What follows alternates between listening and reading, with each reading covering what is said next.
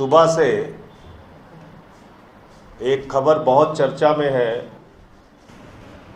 Panama की जो सूची आई है उसमें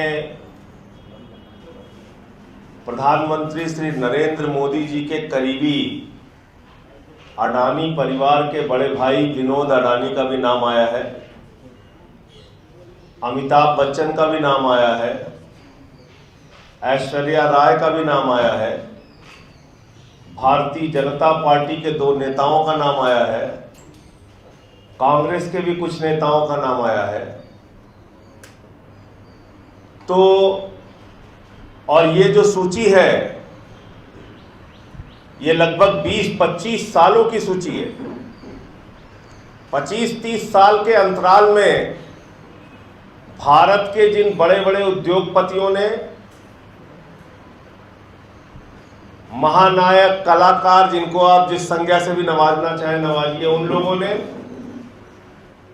भाजपा कांग्रेस के लोगों ने जो हजारों लाखों करोड़ रुपए का काला धन पनामा में जमा किया, ये उसका खुलासा है। बहुत ही गंभीर जानकारी देश के सामने आई है। और काले धन पे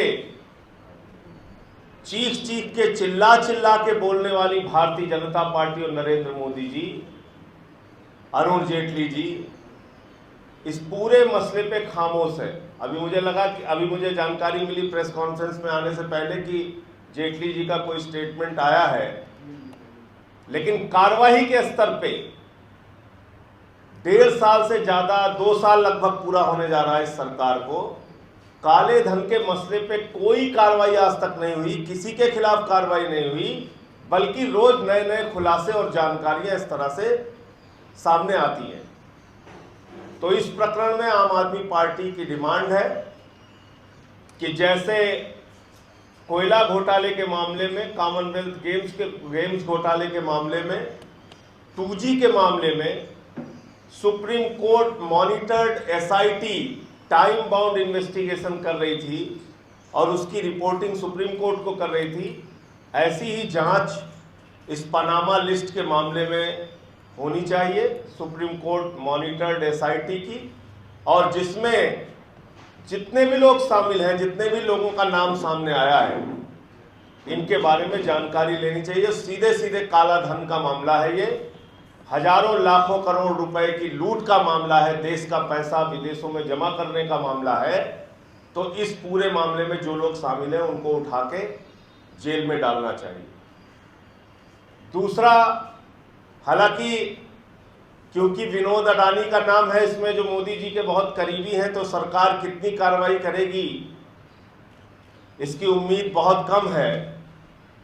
लेकिन सुप्रीम कोर्ट मॉनिटर्ड एसआईटी अगर होगी तो निश्चित रूप से मजबूरी में कुछ ना कुछ तो सच सामने आएगा। एफसीआरए के कानून में बदलाव का जो दूसरा मामला है, भाजपा और कांग्रेस दोनों पार्टियां बार बार ये बोलती रही हैं विदेशी धन, विदेशी चंदा, विदेशी धन, विदेशी चंदा। अब कानून में बदलाव जेटली साहब क्यों कर रहे हैं, इनका जवाब उनको देना चाहिए। इससे जुड़ी हुई तमाम डिटेल्स हैं जो राघव आपके सामने भी रखेंगे, कुछ जानकारी है जो आपके सामने शेयर करेंगे। पनामा पेपर्स का जो खुलासा हुआ, जो ICIJ और इंडियन एक्सप्रेस की कोलैबोरेशन में हुआ, इसके कुछ फैक्ट्स आपसे शेयर करने से पहले मोटे मोटे तौर पे संजय जी की बात को आगे बढ़ाते हुए ये कहना चाहूँगा कि पिछले 2 सालों में हमने देखा कि कई प्रकार के काले धन को लेकर, अवैध संपत्ति को लेकर खुलासे हुए। हमने देखा कि HSBC बैंक की कुछ शाखाएं हवाला ऑपरेटर की तरह काम कर रही थी, हिंदुस्तान के पैसे को स्विट्जरलैंड के बैंकों में जमा करा रही थी, वो खुलासा हुआ। मोदी सरकार ने कुछ काम नहीं करा। एक फ्रेंच व्यक्ति, विसल ब्लोअर हर्व फेल्शियानी ने एक सूची जारी करी, उनके पास कुछ नाम उनके हाथ लगे और सूची जारी करी और कहा कि ये अवैध संपत्ति वालों, धारकों, अकाउंट धारकों के नाम हैं। ये केवल 1% नाम है। मैं आपको और नाम देना चाहता हूं, इसमें कई भारतीयों के नाम हैं। मोदी सरकार ने उस व्यक्ति से संपर्क तक नहीं करा नाम लेने के लिए। फरवरी 2015 में आईसीआईजे और इंडियन एक्सप्रेस ने एक और खुलासा करा। उस खुलासे का नाम था स्विस लीक्स। उसमें 1195 भारतीयों के नाम सामने आए जिन्होंने विदेश में काला धन जमा कराया हुआ था, काले खाते खोले हुए थे। उनके ऊपर भारत सरकार ने कोई कार्रवाई नहीं करी, जनता को बताया भी नहीं कि क्या कार्रवाई शुरू कर रहे हैं, ना ही कार्रवाई करी। एक एसआईटी का गठन करा मोदी सरकार ने अपनी सरकार बनते ही, जो एक सुप्रीम कोर्ट के निर्देश अनुसार बनाई गई। आज सूचनाएं ये आ रही हैं कि काले धन पे रोक लगाने के लिए जो एसआईटी बनाई गई उससे भारत सरकार कोऑपरेट ही नहीं कर रही है। सीबीआई और एनफोर्समेंट डायरेक्टरेट जैसी शाखाएं जिनको उस एसआईटी के हाथ मजबूत करने चाहिए, वो एसआईटी के साथ किसी भी प्रकार का सहयोग नहीं कर रही हैं, जिसके चलते एसआईटी में भी क्या निकल कर आएगा इस पे देश की जनता को बहुत विश्वास नहीं है। और आखिर में मोदी सरकार ने ब्लैक मनी एक्ट एक 2015 में लाया, जो पूरी तरीके से विफल रहा। तमाम अर्थशास्त्रियों ने, तमाम वे लोग जो बैंकिंग से जुड़े रहे हैं, कानून से जुड़े रहे हैं, उन्होंने इस कानून को एक फार्स कहा, एक मजाक कहा। और इस कानून के चलते केवल 638 लोगों के नाम सामने आए, वो भी वे नाम से सामने आए जो लोगों ने आकर खुद अपने नाम दे दिए। तो जहां हर महीने, हर 6 महीने में 1100-1200 नामों की जानकारी एचएसबीसी बैंक से लीक हो जाती है या आईसीआईजे जैसी संगठन निकाल देते हैं, वहां भारत सरकार जो इतनी एम्पावर्ड अथॉरिटी है, ग्लोबली इतनी ट्रीटीज और अग्रीमेंट साइन करे हैं, इंफॉर्मेशन शेयरिंग एग्रीमेंट साइन करे हैं, वे काले धन की जानकारी तक नहीं ले पा रही। कार्रवाई करना तो दूर, तो ये अपने आप में ही मोदी सरकार की बहुत ही दयनीय स्थिति दिखलाता है। इसके बाद हमने देखा अप्रैल 2016 यानी कि आज इस महीने पनामा पेपर्स का खुलासा हुआ, जिसमें ये पता लगा कि पनामा के अंदर एक लॉ फर्म है जिसका नाम है मोसैक फोंसेका, जो अवैध धन, काला धन छुपाने के लिए कई प्रकार की सेवाएं देती है। ऐसी कंपनियां वहां बनाई जाती हैं जिससे उस एसेट की, उस धन की, उस संपत्ति के जो असली मालिक हैं उनकी जो जानकारी है उसको छुपाया जा सके। आर्टिफिशियल लेयरिंग कर कर, कंपनी का क्लस्टर स्ट्रक्चर बनाकर, ट्रस्ट को बेनिफिशियरी बनाकर जो असली में उस तमाम धन और संपत्ति का हकदार है उसको छुपा दिया जाता है। इसमें कई बड़े नामों का खुलासा भी हुआ। कई अंतर्राष्ट्रीय नेता, अन्य देशों के बड़े बड़े नेता जैसे रशिया के नेता व्लादिमीर पुतिन का नाम सामने आया, चाइनीज प्रीमियर शी जिनपिंग से जुड़े हुए लोगों का नाम सामने आया। तो अपने आप में ही ये काफी चौंका देने वाली लिस्ट है। इसी के चलते भारत से जुड़े कुछ लोगों के नाम सामने आए, जिसमें से एक नाम मोदी जी के बहुत ही करीबी मित्र, एक ऐसे व्यक्ति जिन्होंने उनको कैंपेन में सहयोग दिया, कई प्रकार से धन आदि का समर्थन दिया। और मोदी जी ने सरकार बनते, जब गुजरात के मुख्यमंत्री थे तब भी, और जब देश के प्रधानमंत्री बने तब भी, उस व्यक्ति और उस व्यक्ति से जुड़ी कंपनियों को कई लाखों करोड़ों के फायदे दिए। उस व्यक्ति का नाम है गौतम अदानी। उनके एक भाई विनोद अदानी का भी वहां पे खाता सामने आया। इसी के साथ साथ भारतीय जनता पार्टी के 2 नेताओं का नाम सामने आया और उनके भी वहां पर खाते और संपत्ति की जानकारी आज उस खुलासे में की गई है। एक व्यक्ति का नाम है शिशिर बजोरिया और दूसरे व्यक्ति का नाम है अनुराग केजरीवाल। ये 2 लोग भारतीय जनता पार्टी के नेता हैं। हम बीजेपी से सीधे तौर पर ये पूछना चाहेंगे कि इस पे उनका क्या स्टैंड है। उनके एक बहुत ही फ्रेंडली कॉर्पोरेट से जुड़े व्यक्ति विनोद अदानी का नाम है और 2 उनके बीजेपी के नेताओं का नाम है। तो इसमें आगे क्या कार्रवाई रहेगी, पहली चीज। दूसरी चीज, कांग्रेस इससे अछूती नहीं है। कांग्रेस की हरियाणा महिला कांग्रेस की अध्यक्षा सुमिता सिंह, जो समीर गहलोत जी की सास हैं, उनका नाम भी एक ट्रस्ट से जुड़े होने के लिए सामने आया, अखबार ने भी छापा, और उनका भी कहीं ना कहीं लिंक पनामा में जुड़ी कंपनियों और अवैध संपत्ति और धन से जोड़ा गया।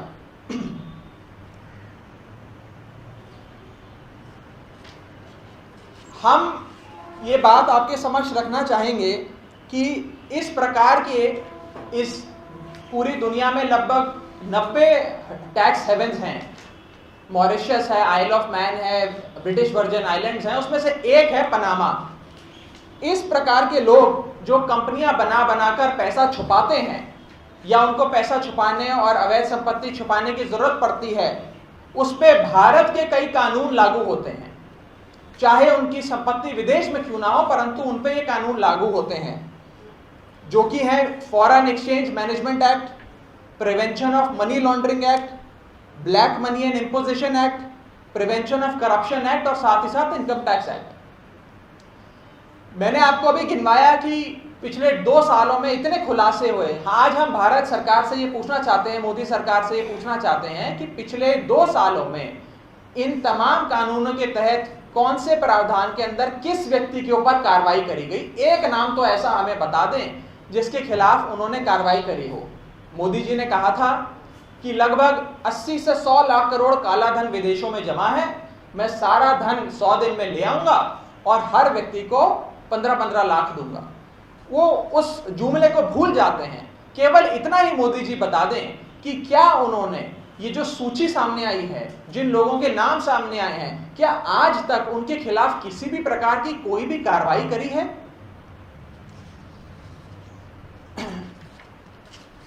दूसरा काफी अहम मुद्दा, ये तमाम अर्थशास्त्री मानते हैं कि भारत का जितना भी काला धन है उसमें से केवल 10% ही ऐसी संपत्ति है जो विदेशों में है। 90% काला धन भारत में ही है, भीतर ही है। इसमें से कुछ काला धन भारत में ही रहता है, कुछ काला धन विदेशों में ले जाया जाता है। पनामा जैसे, ब्रिटिश वर्जिन आइलैंड जैसे, मॉरिशस जैसे टैक्स हेवन में ले जाया जाता है और वहां से घुमाकर वापस भारत में ले आया जाता है। ये पैसा शेयर मार्केट में भी लगाया जाता है और ये पैसा राजनीतिक दलों को डोनेशन के तौर पर भी दिया जाता है।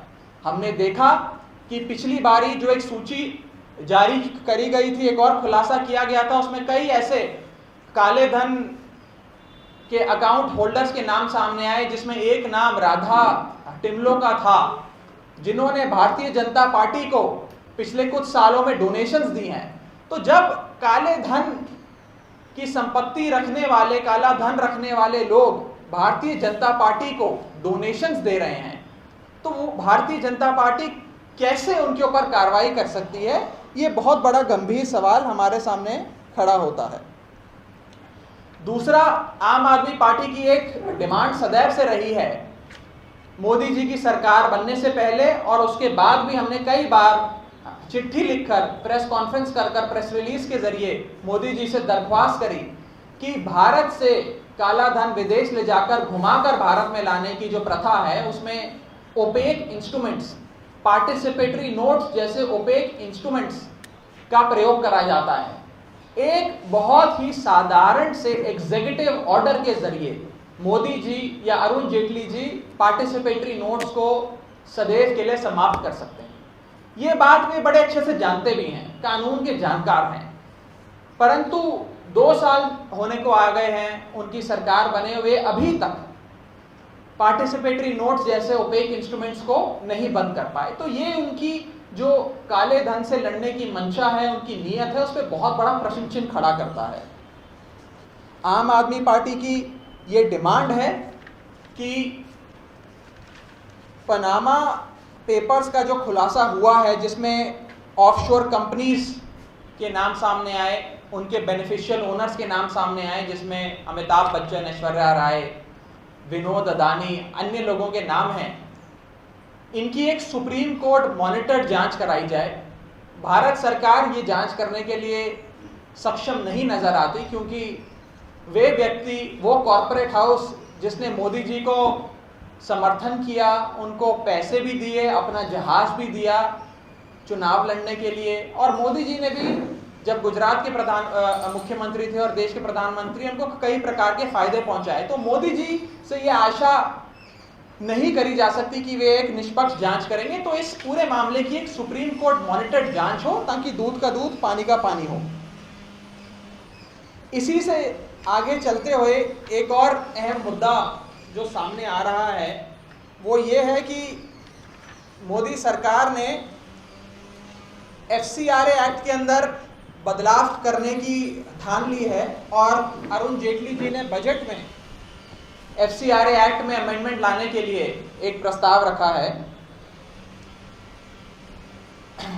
मैं आपको जो हाई कोर्ट का 2014 का जजमेंट है, जिसमें ये कहा गया कि कांग्रेस पार्टी और बीजेपी को फॉरेन फंडिंग मिली है, फॉरेन सोर्सेस से पैसा मिला है, जो भारत के कानून के खिलाफ है, जो गैर कानूनी है। और उस जजमेंट में बीजेपी कांग्रेस को बहुत क्लियर तरीके से इंडाइट करा गया। उस जजमेंट की कुछ पंक्तियां पहले पढ़ के आपको सुनाना चाहता हूं, उसके बाद उस पर आम आदमी पार्टी की क्या राय है वो रखेंगे।